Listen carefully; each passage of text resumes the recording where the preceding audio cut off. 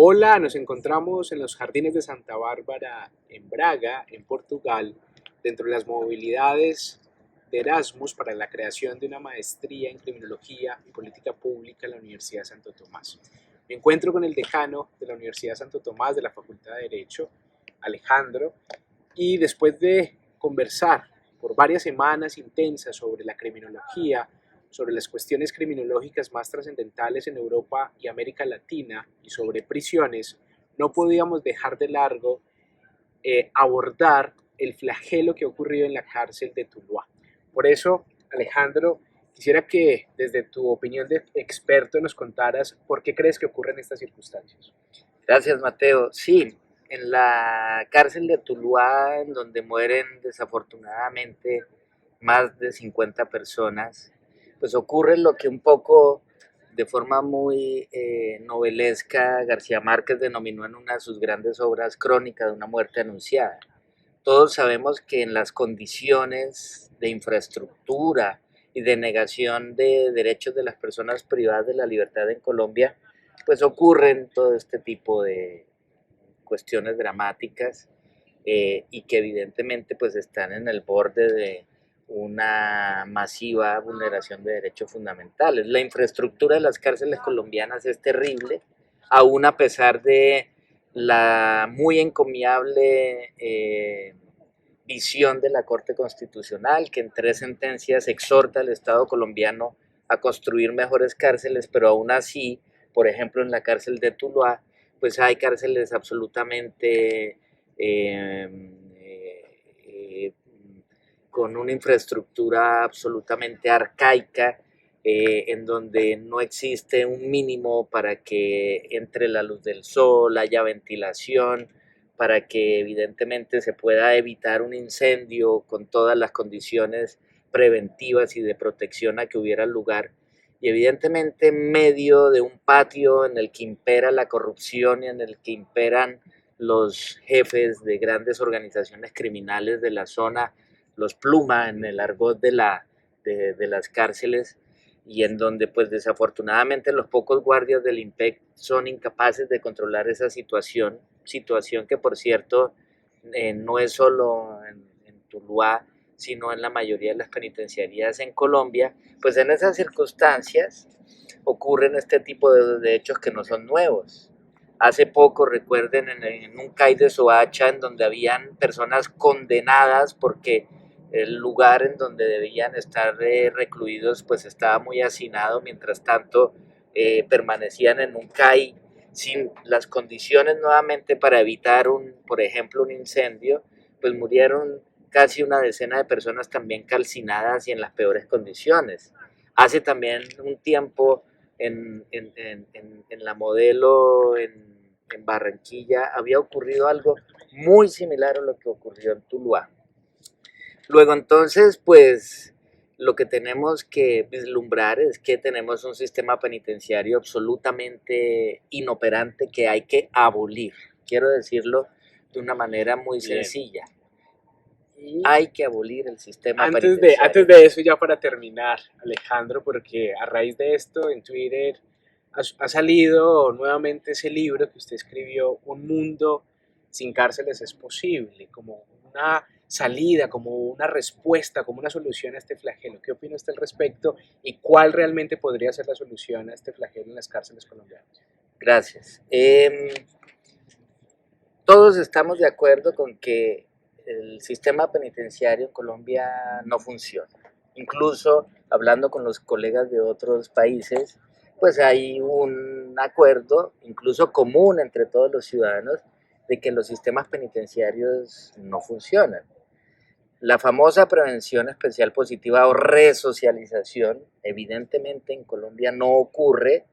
Empezando por la infraestructura que tenemos, pues tenemos una infraestructura en la que las personas a duras penas pueden, las personas privadas de la libertad, a duras penas pueden obtener durante el día algunos rayos de luz y una oxigenación adecuada, en donde hay estructuras arquitectónicas de hace más de 5 décadas que no han podido derruirse para construir unas cárceles modernas que protejan los derechos fundamentales. Entonces, ¿qué habría que hacer? Hay que abolir ese sistema penitenciario. Número uno, evidentemente, y de forma muy lógica e imperante, hay que abolir el sistema penitenciario. Número uno, hay que construir un sistema, una infraestructura, una arquitectura que no solo proteja los derechos humanos de las personas privadas de la libertad, sino que permitan la resocialización.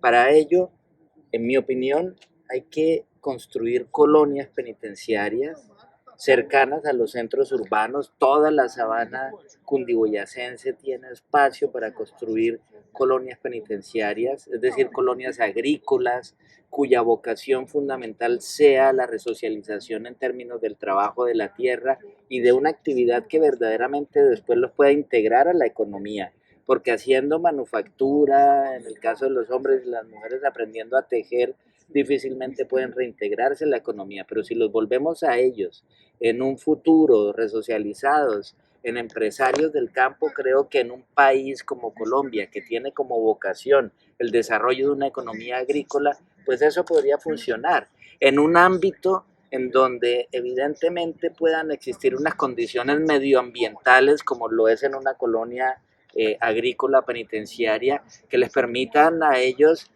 a pesar del crimen que hayan cometido, porque hay que abolir esa idea de la venganza, eso no genera ninguna utilidad para la sociedad colombiana, es decir, seamos pragmáticos, a las personas privadas de la libertad no debemos aplicarles un castigo por simple venganza, eso no lleva a nada, es una satisfacción espiritual, además muy arcaica, que no produce ningún beneficio para la sociedad, pero si en cambio los sometemos a un modelo arquitectónico que está conectado con la naturaleza, en donde es más fácil proteger sus derechos fundamentales, en donde hay espacio para que haya, por ejemplo, una debida atención médica de urgencias, en donde puedan haber ciertos destacamentos que puedan, por ejemplo, reaccionar fácilmente ante un incendio, en donde los incendios pues puedan ser menos posibles, como ocurre en Tuluá, en donde están en una estructura que puede incendiarse de forma fácil y en donde a altas horas de la madrugada era imposible que un par de guardias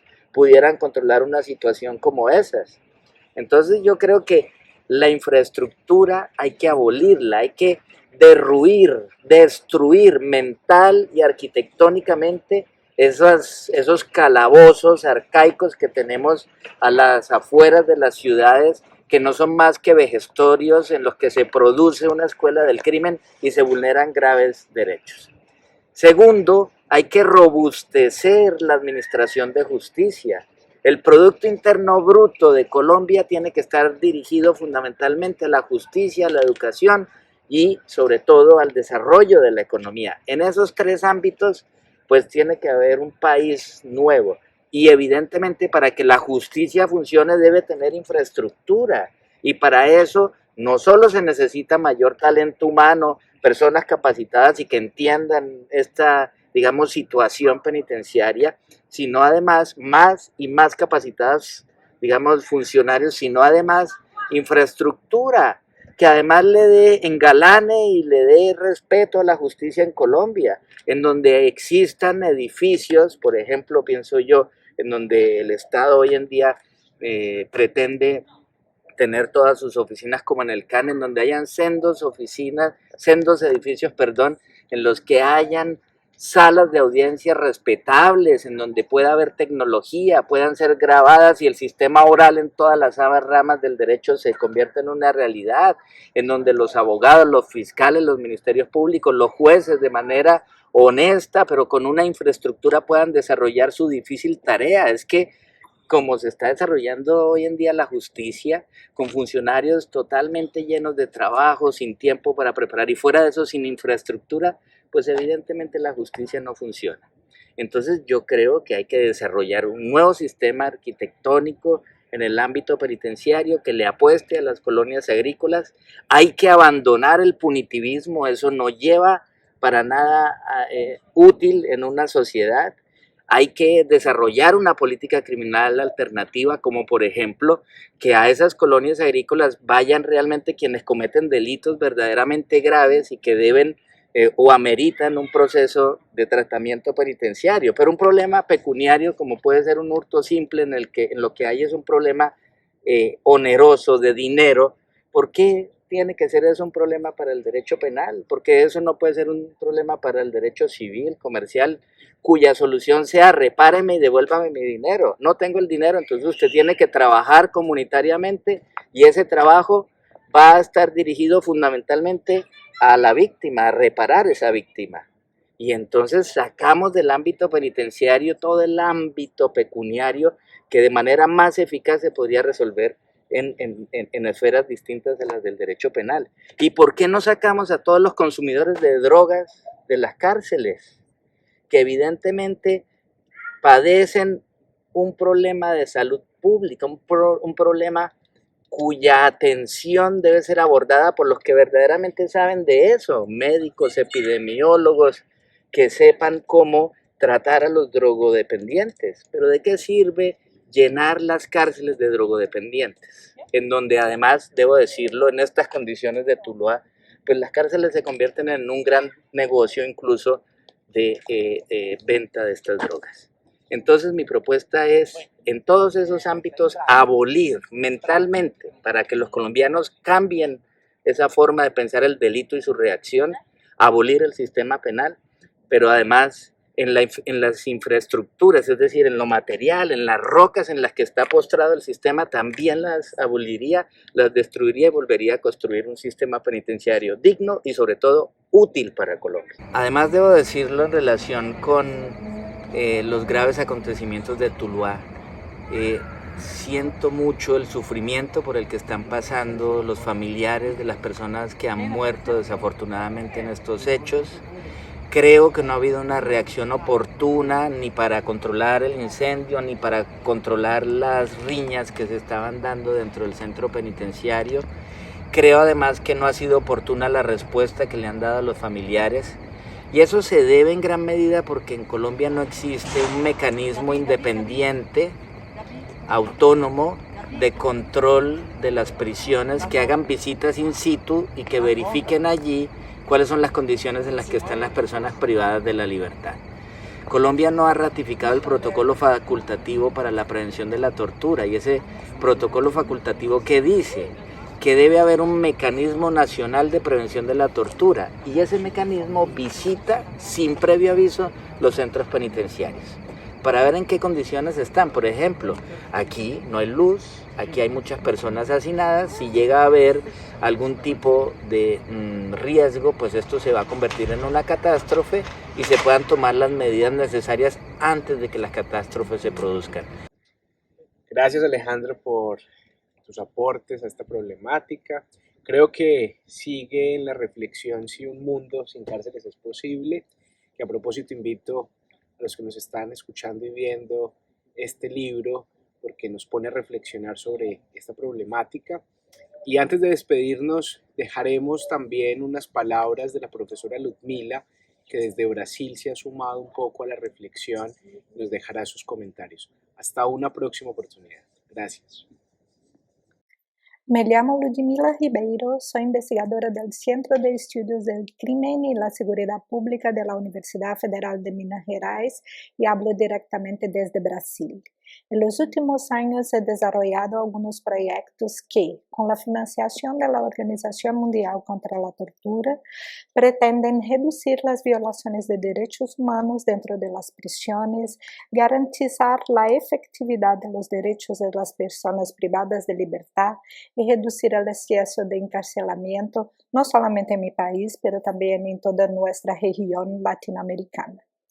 En este lugar, salgo a rechazar la tragedia en la cárcel de Tuluá, que en la mañana de este jueves ya había matado a más de 50 internos. El incendio que provocó esta masacre, por desgracia, no es ni mucho una excepción en nuestra región latinoamericana, que cuenta con las peores cárceles del mundo en cuanto a condiciones de vida y también son las cárceles más superpobladas en todo el mundo. En este escenario, los reclusos que luchan por no morir de enfermedades ya erradicadas fuera de los muros solo tienen las rebeliones como medio para evidenciar la necropolítica que se aplica dentro de las cárceles latinoamericanas. El problema en Tuluá es que el Estado los ha dejado morir, tratándoles como si fueran objetos desechables y no personas, ciudadanos dignos de respeto y derechos. Otras de mis objeciones a la tragedia de Tuluá radican en la forma en que se ha tratado a los familiares de las personas que fueron privadas de libertad en esta cárcel, desde que comenzó el incendio. Además de los tradicionales insultos que reciben estas personas por tener a un ser querido en la prisión, la falta de información sobre quiénes murieron, quiénes resultaron heridos y quiénes sobrevivieron, no se transmite adecuadamente a las esposas y madres que esperan ansiosamente por alguna noticia, como se ha noticiado la prensa, incluso la internacional, en este jueves. Ante ese escenario de total irrespeto a los derechos de las personas privadas de libertad, que fueron dejadas en el fuego para que murieran en Tuluá, es fundamental que las autoridades de derechos humanos colombianas e interamericanas tomen medidas inmediatas para garantizar la vida y la dignidad de los detenidos y también para brindarles la asistencia e información adecuada, no solamente a estas personas, pero incluso a sus familias.